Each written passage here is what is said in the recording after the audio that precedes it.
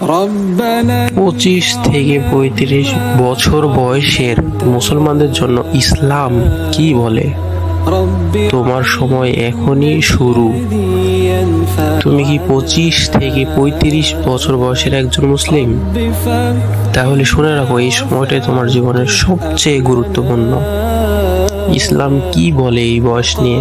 তোমার দায়িত্ব কি? চলো শুনে নি। প্রিয় ভাই ও বোনেরা, রাসূল সাল্লাল্লাহু আলাইহি সাল্লামের জীবনের দিকে তাকাও। 25 বছর বয়সে তিনি বিবি খাদিজা রাদিয়াল্লাহু আনহাকে বিবাহ করেন।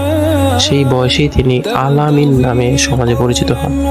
35 বছর বয়সের মাধ্যমে তার চারিত্রিক উৎকর্ষ, সমাজের সম্মান এবং নেতৃত্বের গুণ বিকশিত হয়। তাই বুঝে নাও, এই সময়টা অলস হওয়া না, বরং নিজেকে গড়ে তোলা।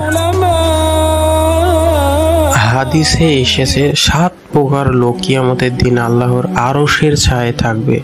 তার মধ্যে অন্যতম হলো সেই যুবক যে তার যৌবন আল্লাহর ইবাদতে কাটিয়েছে। বুখারী ও মুসলিম। এই হাদিসের যুবক মানে ঠিক এই 25 থেকে 35 বছরের মানুষরাই।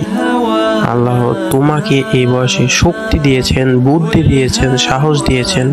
এগুলো শুধু দুনিয়ার জন্য না, বরং আখিরাত তৈরির জন্য। তুমি কি জানো, সাহাবীদের বড় একটা অংশ ছিল এই বয়সে?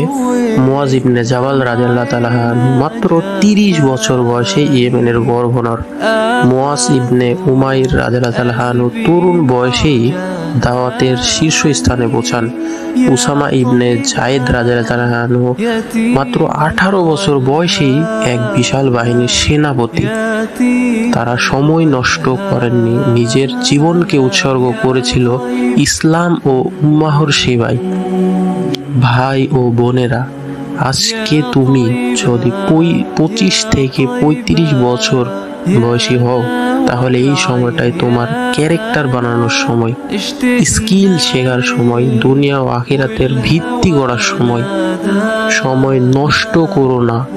নেশা, গুনাহ, ফালতু কাজ এসব থেকে ফিরে এসো, কারণ আজ তুমি যা বেছে নেবে আগামী 50 বছর তার ফল ভোগ করবে। আল্লাহ যেন আমাদের এই বয়সটাকে কাজে লাগানোর তৌফিক দেন, আমিন। ভিডিওটি ভালো লাগলে লাইক এন্ড সাবস্ক্রাইব করে রাখবেন।